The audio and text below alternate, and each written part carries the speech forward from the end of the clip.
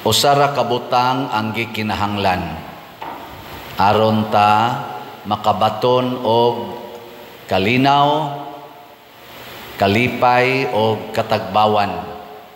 Pero kung dili ta kamaong mangita aning maong butang, magkapuliki kita samas nahitabo ni Marta. Nilingiyay mong tupad nga nakakita na kanang usa ka butang. Kita na mo? Kamo mga asawa, unsa may inyong gikinahanglan karon?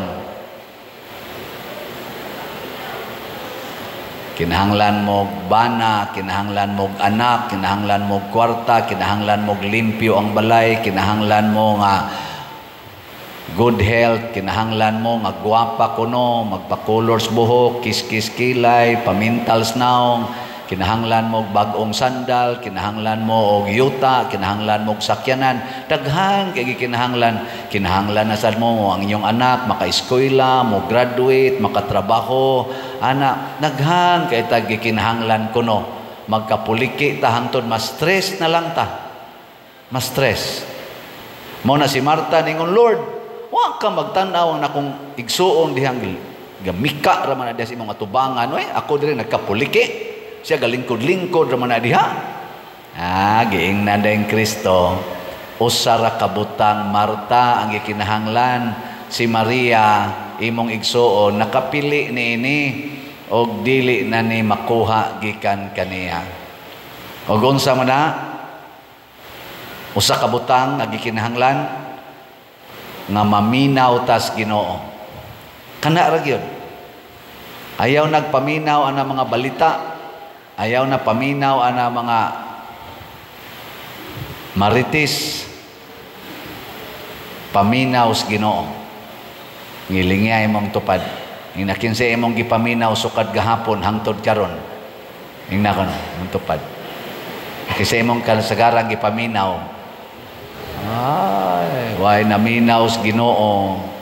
Minaw ana mga maritis. Kamo mga asawa, paminaw mo sa Ginoo. Di ba? Iniguli sa inyong bana, malinawon kay mo. Kamo mga bana, paminaw mo sa Ginoo, di ba inigyaw-yaw ang inyong asawa, malinawon kayo mo. Kadi man mo maminaw, at turaman mo sa Ginoo. Ang Ginoo, mga igsoon, matarong. The only good is God. God is good. God is love. Di ba? Muna kung maminaw taniya, ang iyasang isulti nato, mausad ang katarong. Mao nang niingon diri sa atong tubag sa Salmo, sa may tubag na to Salmo, ang maghimo sa katarong magpuyo sa atubangan sa Ginoo.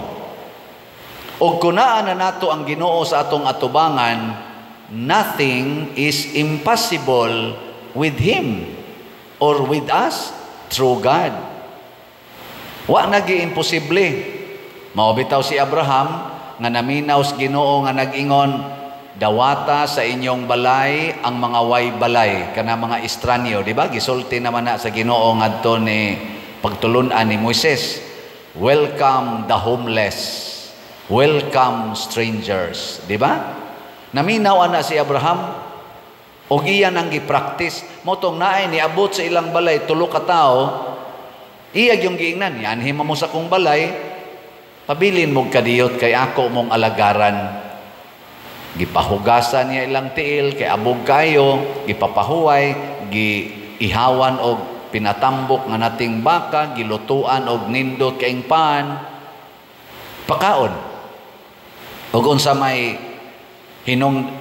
resulta sa iyang pagbuhat sa sugo sa Ginoo nga i-welcome gining mga strangers. Ang iyang asawa nga 92 anyos na mabdos. Ang ilang dugay na kaing gipangandoy nga makaanak, niabot na lag 99 ang edad ni Abraham, wa gyapon sila kaanak, pero sa sige niyang buhat sa sugo sa Ginoo, why effortless nabamdos ang iyang anak, ang iyang asawa og nanganak og lalaki nganlag Isaak. Nganuman kay kadto ding ilang gialagaran na tulo ka tawo, mao di ito ang tulo ka archangels Si Michael, Gabriel o si Rafael. Di ba? Si Michael maoy ni hingilin sa yawa dito sa langit. Ang yawa maoy nag-ali aron dili kapanganak si kaning Sarah. Gihingin la ni Michael. Nya si Rafael healer man ni siya. Nahimong sterile si kaning Sarah kay gisteril sa yawa. Giayo gihimong fertile ni Rafael.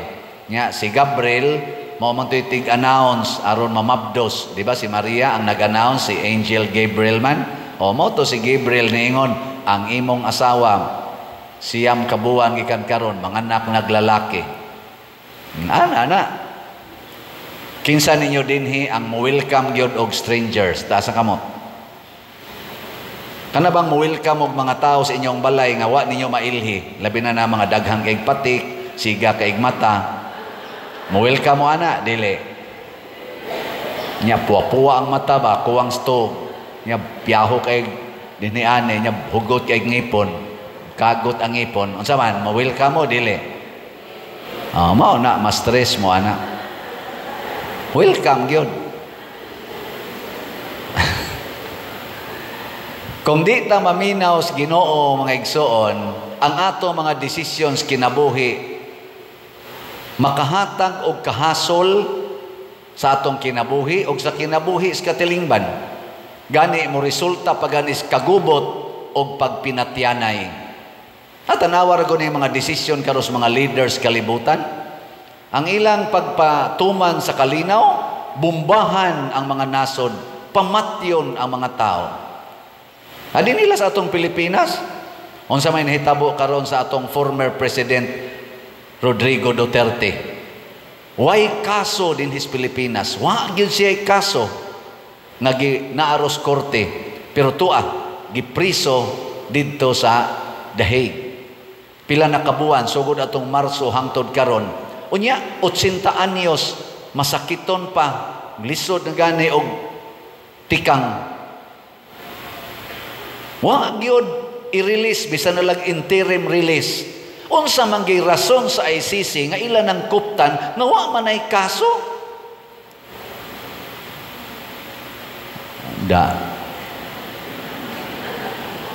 Niya hinoy dagko kay kaso, convicted na sa atong mga korte dinhi, gipriso na nang gawas na naglingkod pa karon sa atong gobyerno. Isip congressman, isip senador, o unsa pa diha, mga ranggo. Ang dunay kaso, dili kasuhan. Ang way kaso, kasuhan. Nagkagubot na ta. Ngano man, tungod kay, wa maminaw sa Ginoo, kinsa mao ang hustisya, kamatuuran, o gugma. Naay ni daog sa eleksyon, i-disqualify. Ni sa iwa kadaog, mao'y palingkoron, nangayabag na. Unsa man ning klasihas gobyerno? Di ba? Naay nahitabo nga daghan kay ni testimonya, apil pagani ang taga LA nagtestimonya na nga mao ni hitabo ingnong fake news. Ni ahinooy wa gi supporting evidence ingnong true news. Giling niya imong tupad. Inaunsa man na imong naong true na. Ing nakono. Ang laki himuong babae, ang babae himuong laki, nya ingnon dayong human right. Ang way anak injekan og fertilized si tawag na ko kasabot ana o papam ko ka-inject. Niya say kusog kay mga anak putlon sang palupyan tiyog. Naay way anak pugsong yun nga makaanak. Niya say daghang anak i-abort pud ang anak. Purting abortion, 73 million average abortion in the world. Nya naa sa kunoy mga tao nga naglisod, mga senior citizen, imuon yung priority. Yan ni ay senior citizen, former president pa, pugson o padang atos dahig, wa gani passport, wa gani visa, wa gani hearing, wa gani korte nga misuporta ni anang maong pagpadala ngadto, gani gi-accuse pa na nga kidnapping. Hain naman ang hustisya. Hain naman ang atong gitawag og kaangayan. Nahitabo ni tungod kay wa nata maminaw sa Ginoo.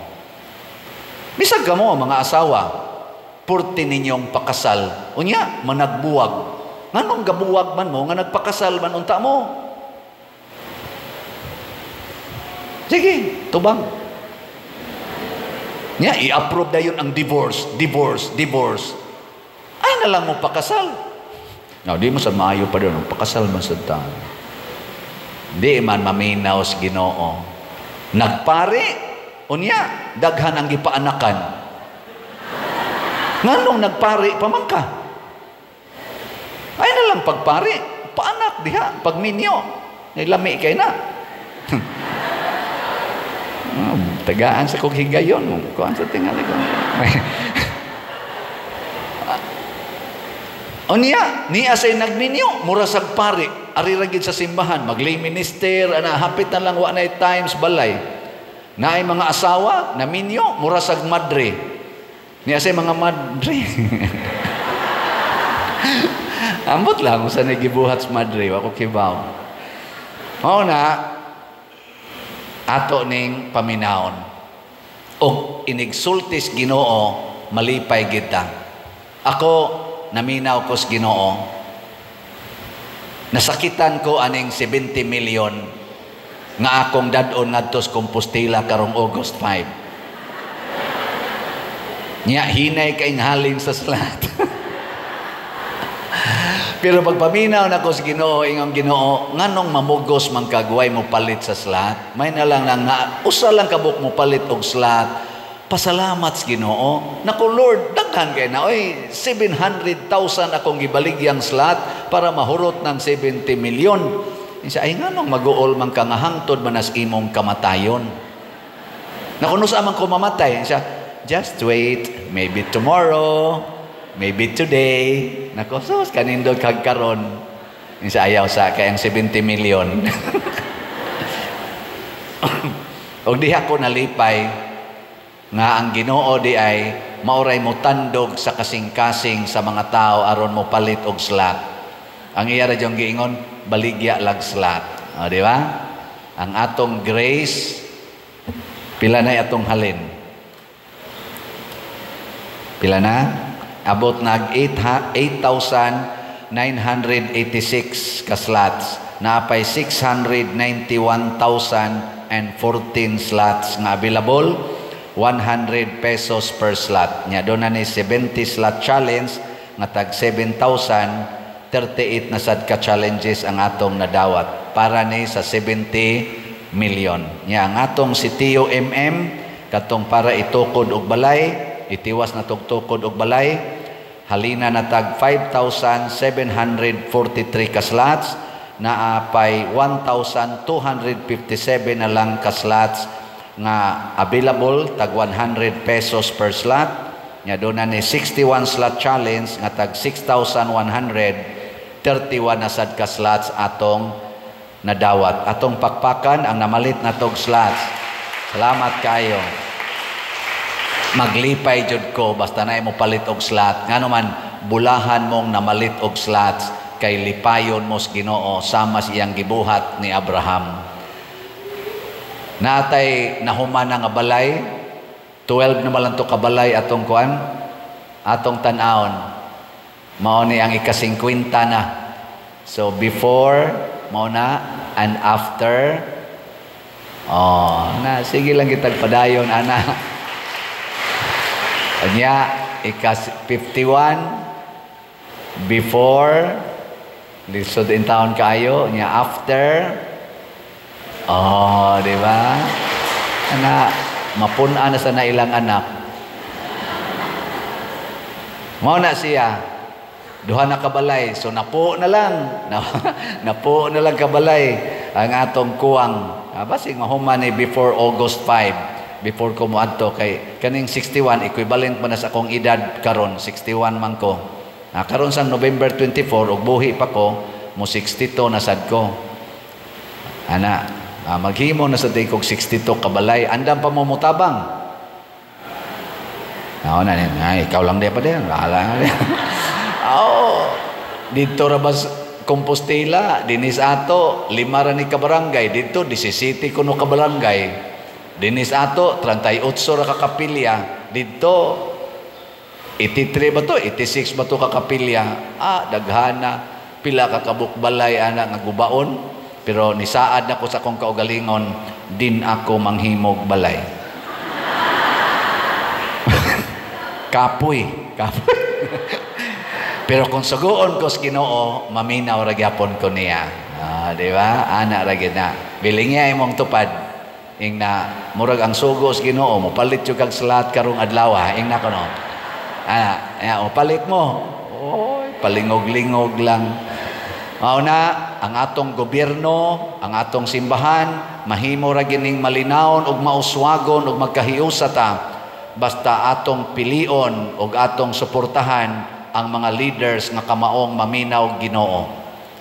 Ug ang ato sa mga leaders nga mga buangon karon atong iampo nga maminaw untag Ginoo. Aron matulid ang ilang kinabuhi ug mahimo silang tuburan sa kalipay ug kaluwasan.